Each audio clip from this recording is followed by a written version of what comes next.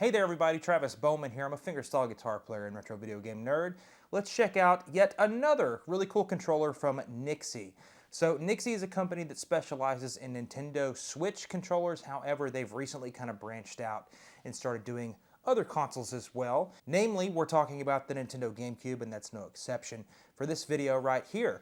So as we do this unboxing video to see exactly what you're going to get when you purchase this controller from NYXI, let's talk about what exactly this particular controller is going to offer you. We've got some Hall effect joysticks, which is to be expected from NYXI at this point. We've got the 6-axis gyroscope motion sensing for your Switch games. That's pretty cool. We've got the really nice mechanical micro switch buttons, which is something that's really cool that NYXI has been doing for a long time, and I really appreciate that. We've got the straight line Hall triggers with dual switching, which is really important for GameCube stuff. In addition to that, the connectivity can either be Bluetooth or 2.4 gigahertz wireless, depending on what you are going to be using this controller on.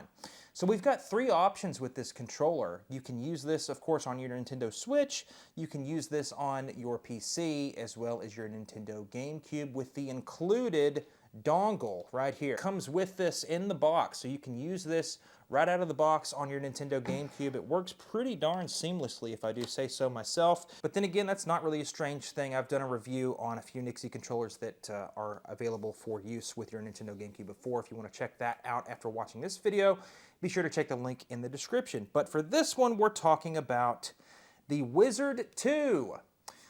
Really white. It's a very white controller for sure. There's no other colors on this guy. It's just completely white. And of course, because it is a Nintendo Switch controller, you can press that button, take these things apart, and clap those into your Nintendo Switch for handheld usage. And of course, right here in the center, we have this separating bar that allows you to connect everything. And I think they've really gone a long way in the past, because this is the Wizard 2. I've done a review on the Wizard 1 a long time ago if you want to check that out as well. This is essentially the successor to that. And if I remember correctly, that first Wizard controller, you had to charge these separately. Meaning if you just wanted to plug in a USB cable to charge these, you'd have to do them separately, but they've corrected that on this one by using the centerpiece right there. So let's say you just want to plug this in and charge both of these at the same time without having to connect those to your Switch. You've got one USB-C port right there. Connect that to this centerpiece, and voila, this controller is charging on both sides, which is really nice. So although this is a controller that can be used on 3 different platforms, primarily for this video, I'm going to focus on how it performs on the Nintendo GameCube, because admittedly, I'm more interested in that. I think that's incredibly cool that we are getting still, to this day, new hardware, new controllers and peripherals for our beloved retro video game consoles, and the Nintendo GameCube is one of the best out there. So I really wanted to do this review to show you how this is going to perform on your Nintendo GameCube.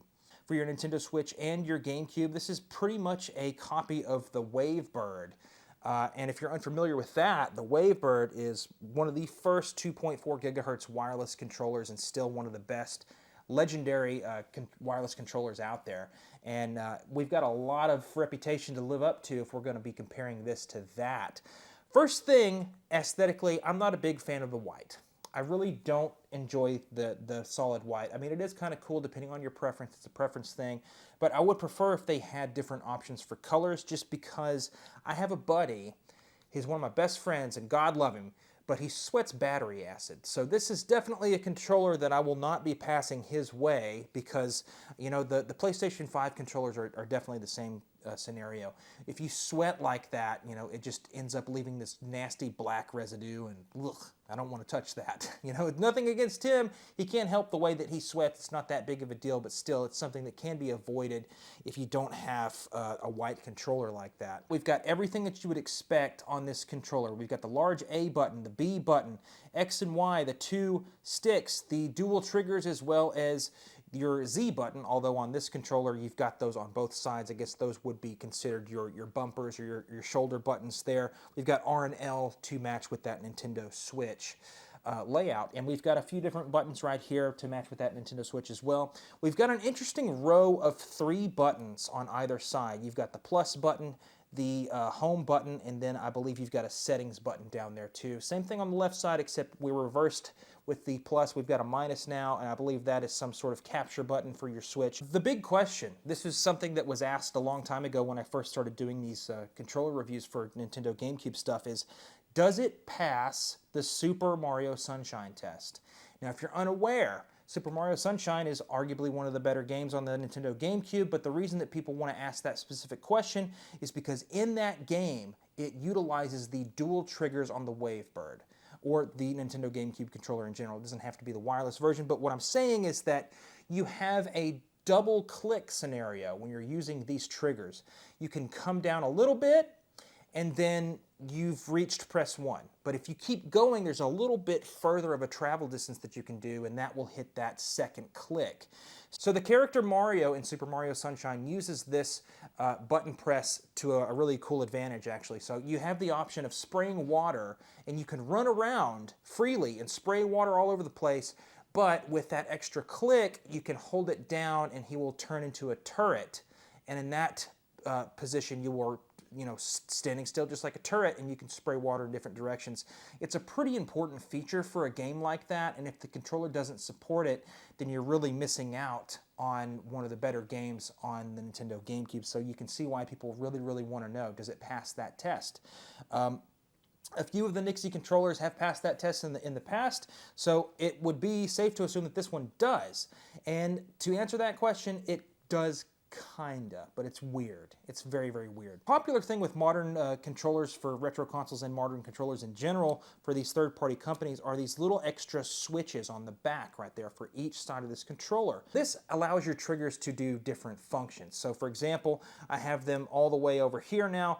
Now it's performing just like the GameCube does. You've got a click that you can go all the way to, and then you press it again and you can kind of feel it go all the way down, which is exactly how this controller should function for your Nintendo GameCube. However, if I take these two, click them back in the other direction, now all of a sudden, I'm sure you can hear that, they don't go too far at all. They act as buttons this time instead of actual triggers like we're used to on the GameCube, which is an interesting option. I'm sure some people would really get a kick out of that if they have no interest in using this just like the GameCube is. But that's really cool that they have that option. I love having options like that that are kind of seamless. You know, these little switches back here are not in the way at all. I would never accidentally, move them, so it's nice that they're there. So in regards to Super Mario Sunshine, the weird part about it, when you have it in the GameCube mode, we'll call it, where you can do the actual triggers all the way, it's so easy on the Wavebird, on the legitimate Nintendo GameCube controller. You know exactly where you stand. When you press this button, you know where you're at, and then you press it a little more, and then you feel that click. It's the same situation with this controller. However, that first position before you get to the click is very, very sensitive. Very sensitive. And it's hard to pinpoint where. They didn't exactly nail that for this function, especially with the Super Mario Sunshine. And to be fair, not a lot of games took advantage of this extra button press on this controller. They were primarily focusing on the Nintendo Switch functionality, so that's fine, and I'm sure it works on the Nintendo Switch just fine. But when I press down on this, it's weird. It's at a certain point, it's sooner than you might imagine. And there's no wall to hit. You hit the wall and then you push a little bit further and it's like the wall goes down. And then you're all the way pressed down. I'm pressing down as far as I could possibly go. It's not that seamless with this controller, unfortunately. Yes, it does work, but it's very sensitive. It feels kind of weird, to be honest. But other than that, we need to talk about the micro switches on the buttons, which I actually really, really like. It's almost like a mouse click. It's got that sound, which is really cool. All of the face buttons have that, except for, the smaller ones like their start button and stuff like that. The triggers don't have that micro switchy feel. They're just kind of buttons there, and that's fine. And there's obviously no micro switchy feel with the triggers as well. It's just your face buttons that really take advantage of that. And for you guys that are on PC or even on the Nintendo Switch, you've got these extra buttons back here, the ML and MR buttons for mapping different stuff if you want to. I don't know about you guys, but that stuff has never really interested me too much. It's just never been a thing where I'm like, oh yes, I can use my middle fingers to press these buttons and do extra stuff now. That has never really interested me. And maybe I just haven't found the game that perfectly utilizes that yet or not. I'm not really sure, but it's there if you want it. And while playing, my middle fingers are resting there, but it doesn't ever feel like I'm going to press that button accidentally. And to be honest, I don't have anything mapped to them, so it doesn't matter. I can just click these just for funsies if I want to. Okay, so now we need to talk about the sticks. The sticks are really great.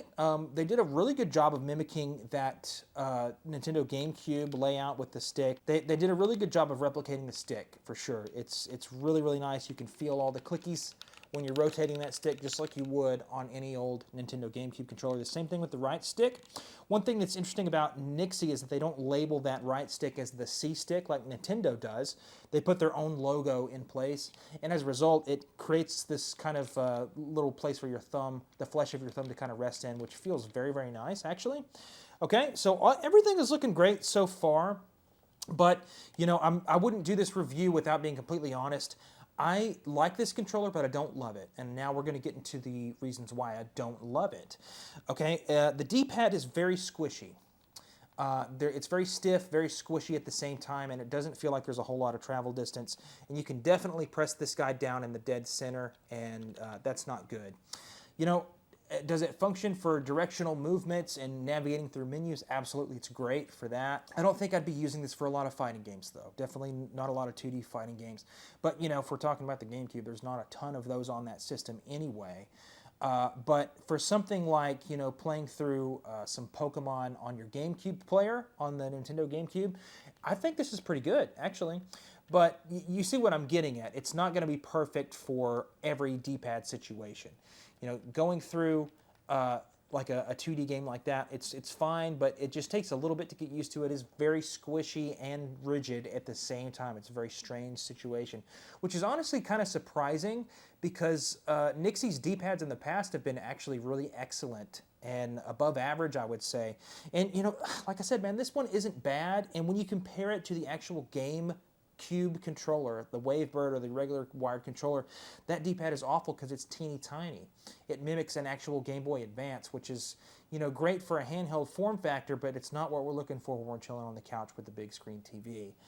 So I can see what they were going for, and kudos to them for trying and taking that problem with the original controller and trying to do something better with it. And on paper, it is a big improvement because it's a much larger D-pad that we're used to. However, it's not perfect, so just keep that in mind. It is functional, and I haven't had any issues with it, but doing, you know, moves like on fighting games like your Fireball on Street Fighter and stuff, it's probably not going to be too hot. Now, one other thing that I want to mention that's not necessarily a super negative or anything, and in my opinion, it's actually kind of interesting.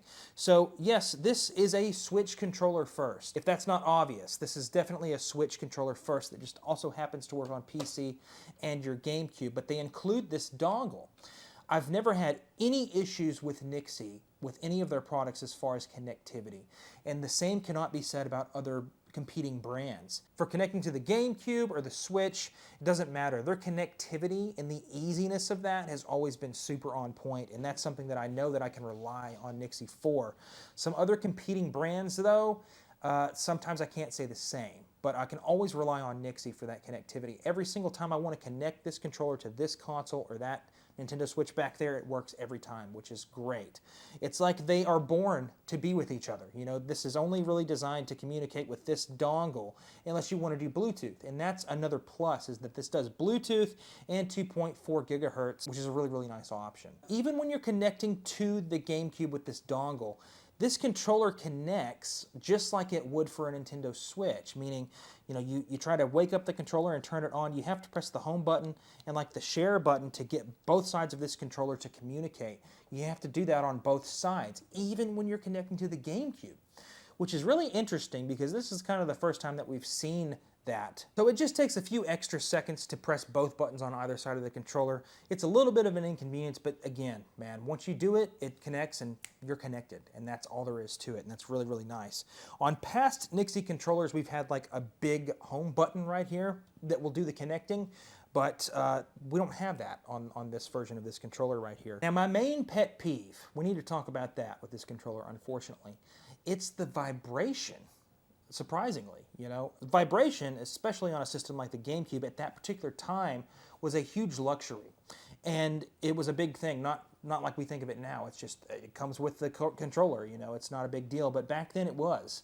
And even so, the Nintendo GameCube Wavebird controller, the wireless one, at the time they did not include vibration with that wireless controller.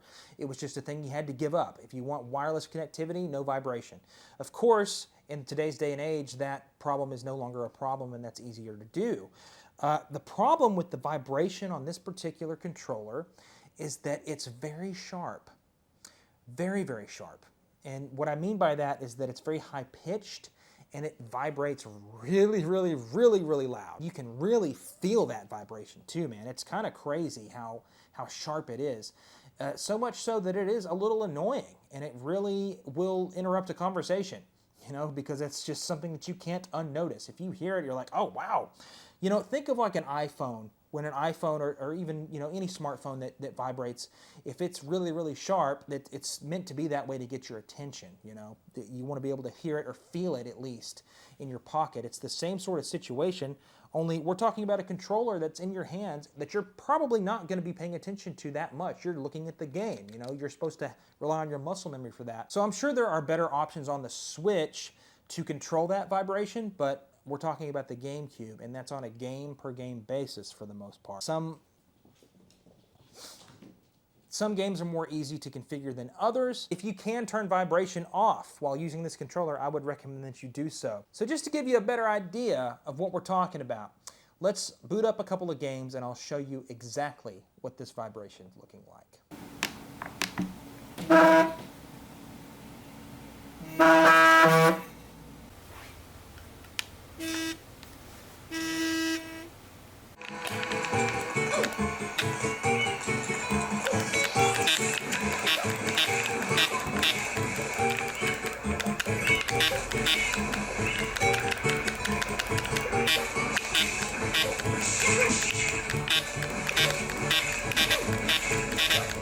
Yeah.